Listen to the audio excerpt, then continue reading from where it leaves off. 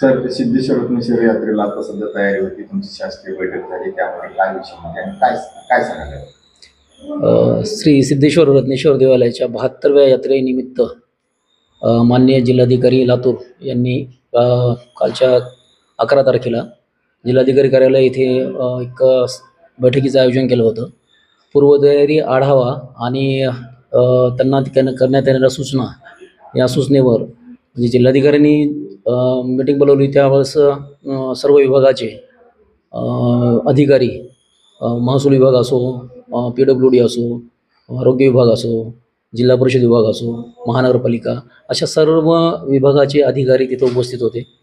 आणि आवर्जून या देवस्थानचे ट्रस्टी व स्वतः मी एक चांगल्या प्रकारची बैठक आयोजित झाली होती. आणि मान्य जिल्हाधिकारी यांनी केलेल्या सूचनेप्रमाणे जसं की पशुप्रदर्शन आणि महिलांसाठी खास करून आरोग्यविषयक काही म्हणजे हिमोग्लोबिनची चेक असेल किंवा आरोग्य शिबिर अटेंड करण्यासाठी किंवा त्यांनी आरोग्य शिबिराचं आयोजन करण्यासाठी त्यांनी सूचना केलेल्या होत्या. त्या बाबतीत आम्ही आरोग्य विभागाशी संपर्क साधून त्या शिबिराच्या आयोजनासाठी आम्ही प्रयत्न करत आहोत. आणि त्यांनी केलेल्या सूचनेप्रमाणे यात्रेच्या नियोजनाचं सध्या आमचं काम, पूर्वतयारीचं काम चालू आहे. सध्या यात्रेमध्ये आता सध्या आपण पाहतोय की यात्रा ही आपण प्रतिवर्षाप्रमाणे याही वर्षी टेंडर प्रमाणे होणार का, यावर काय सांगायचं? झालेलं आहे. आम्ही ते दिनांक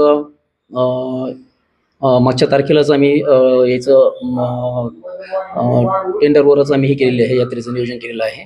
आणि ज्या कंपनीला सर्वांनी मिळून टेंडर भरलेले होते त्या सर्वांनी इथं आता तयारी सुरू केलेली आहे.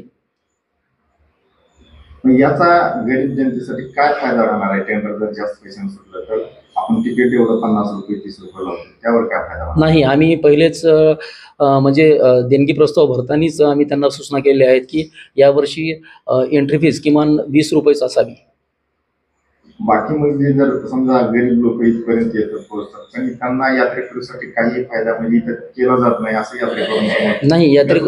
यात्रेकरूंसाठी आम्ही पूर्ण सुविधा दिलेल्या असतात. काही आमचा यात्रा असल्यामुळं, गर्दीचं ठिकाण असल्यामुळं काही जणांची गैरसोय होऊ शकते, त्याबद्दल आम्ही जाहीर दिलगिरी व्यक्त करतो. परंतु इथं आम्ही देणगी प्रस्ताव स्वीकारण्याच्या पूर्वीच त्यांना नाही का किमान 20 रुपये एंट्री फीस ठेवण्यासाठी सूचना करण्यात आलेल्या आहेत. कृषी प्रदर्शनची काय म्हणते? कृषी प्रदर्शनासाठी आता कृषी विभागासाठी आमची चर्चा चालू आहे. त्यांच्या बजेटनुसार आणि त्यांच्या वेळेनुसार आम्ही कृषी प्रदर्शनाचं आयोजन करण्याची तयारी चालू आहे. यात्रेकरीच्या पाणी पिण्यासाठी आणि येण्या जाण्यासाठी याच्यासाठी काय तुमचा उपाययोजना?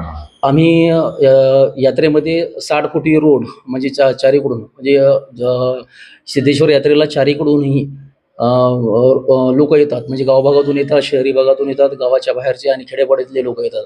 त्यासाठी लोकांना एक सहजरित्या ये जा करण्यासाठी मध्ये आम्ही 30 फुटाचे रोड ठेवलेले आहेत आणि बाहेरच्या साईडला आम्ही 60 फुटाचे रोड ठेवलेले आहेत, जिथं हे अग्निशमन यंत्रणा अनुचित प्रकार दुर्दैवाने काही घडला तर पोहोचावं, आणि त्यासाठी आम्ही नाही का 60-60 फुटाचे रोड ठेवलेले आहेत. लातूरकरांचा आरोप होतो तुमच्यावर यात्रेकरू कमिटीवरती की इथं फक्त पासच दिले जाते, फक्त यात्रे कमिटी असेल किंवा सार्वजनिक काही लोक गरजेचे असतील त्यांच्यासाठी दिलं जातं, हे सर्वसामान्याला दिलं जात नाही, यावर काय सांगा? देवस्थानकडून आम्ही पास छापतच नसतो. ते पासचा विषय हा कुठून येतो हा माहीत नाही. मी प्रशासकीय नात्यानं सांगतो की एकही पास आमच्या देवस्थानकडून आम्ही छापल्या जात नाही.